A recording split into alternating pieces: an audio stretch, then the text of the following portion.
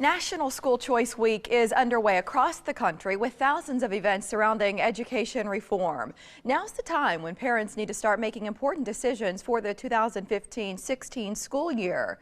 Lisa Keegan is a senior advisor for National School Choice Week and joins us from Denver. Good morning, Lisa. I'm wondering about the goal of this week. What is it? Good morning. National School Choice Week happens every January, and this year there will be 11,000 events around the country with hundreds of thousands of yellow scarves, everybody wearing those, and there's about 60 events in Nebraska this year, so we're really happy about that. We celebrate all kinds of school choices, and really it's a public awareness campaign to make sure parents know what's available to them. Public district schools, public magnet schools, no charter schools yet in Nebraska, but private schools, online learning, homeschooling, there are a lot of options, and many more than parents usually know.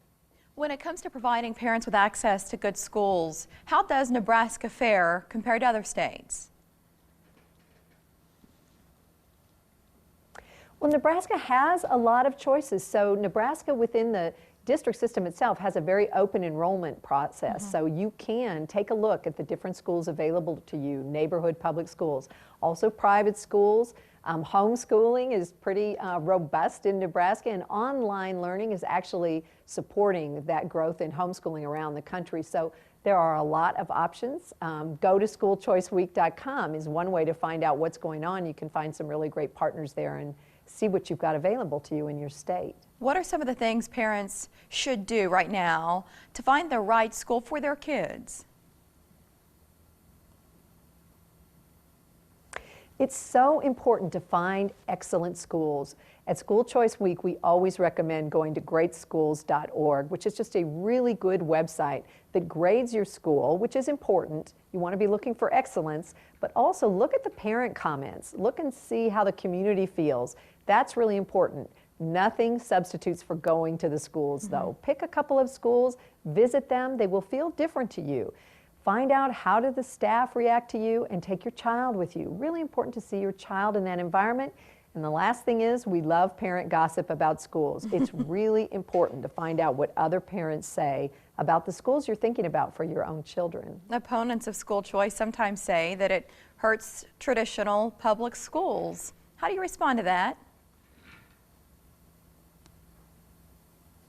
Our response is that traditional public schools are a great choice, as are any schools that work perfectly for your child.